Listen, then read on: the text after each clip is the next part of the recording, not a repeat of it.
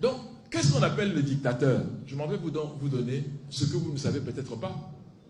J'ai été 4 fois en Libye, pas sous l'invitation de M. Kadhafi, non. Je suis allé là-bas comme membre de l'équipe et chef du service, chef du groupe des experts de l'équipe du président d'Afrique du Sud, Thabo Mbeki, président Thabo Mbeki, sur les questions du Darfour. Il nous a reçus, lui, une fois, mais je suis allé là-bas 3 autres fois. La Libye que j'ai vue, pas qu'on m'a raconté dans un livre, se présentait de cette façon-ci.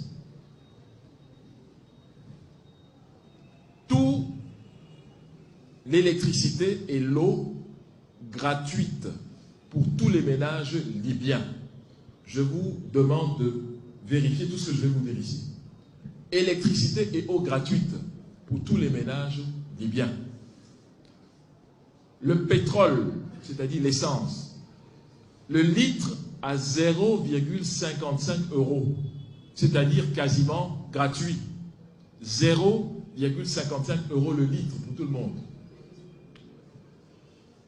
Ce qui est mis à disposition de tous les étudiants libyens qui vont à l'étranger à partir de 1 500 $ de bourse chaque mois.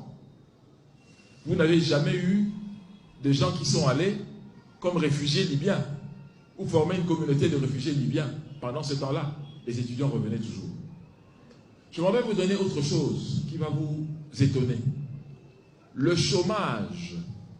Si vous aviez la malchance d'être en chômage, l'État libyen payait à tout chômeur, disons que vous êtes ingénieur, l'équivalent de votre salaire de base d'ingénieur chaque mois,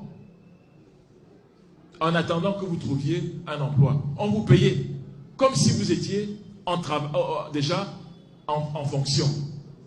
Ce qui vous manquait, c'était les indemnités de responsabilité et autres.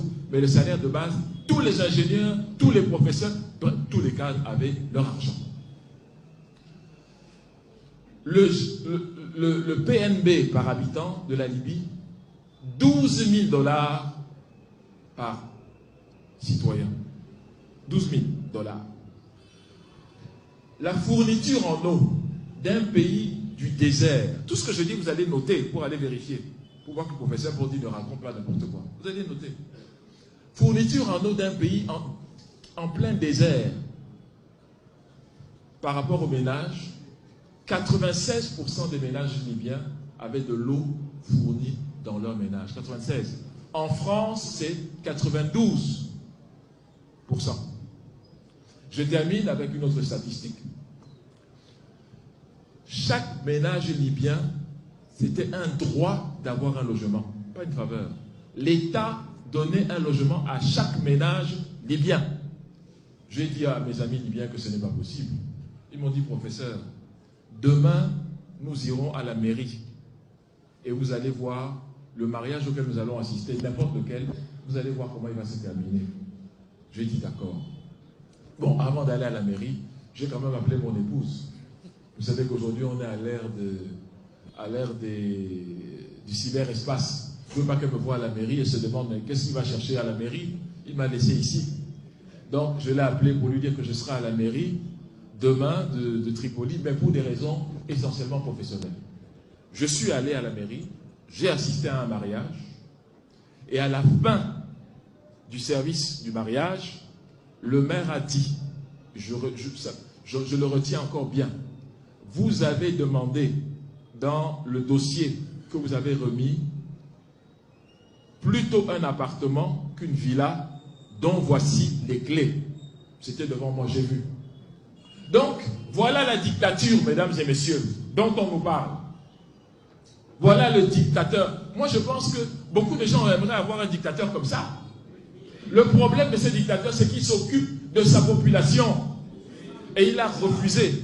Il a refusé de donner le pétrole libyen à ceux qui imposaient qu'on le leur donna. Il a refusé cela. Voilà son crime. Il arrive le 1er septembre 1969.